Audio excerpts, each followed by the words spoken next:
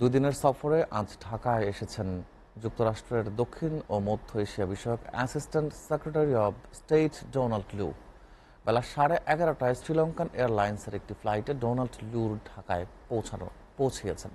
সফরে তার মূল বৈঠক হবে পররাষ্ট্র সচিব মাসুদ বিন মোমেনের সঙ্গে। পররাষ্ট্রমন্ত্রী এবং পরিবেশ, বন ও জলবায়ু পরিবর্তন বিষয়ক মন্ত্রীর সঙ্গেও তার বৈঠক হতে পারে। মার্কিন দূতাবাসের কর্মকর্তাদের সঙ্গে বৈঠক, পাশাপাশি সুশীল সমাজের প্রতিনিধির সঙ্গে কথা বলার সম্ভাবনা রয়েছে, যেখানে আলোচনা হতে পারে জলবায়ু পরিবর্তন, শ্রম অধিকার, বাণিজ্য ও বিনিয়োগ সহ অন্যান্য বিষয়। এছাড়া মঙ্গলবার রাতে তিনি প্রধানমন্ত্রীর বেসরকারি শিল্প ও বিনিয়োগ বিষয়ক উপদেষ্টা সালমান এফ রহমানের বাসায় নৈশভোজে অংশগ্রহণ করতে পারেন।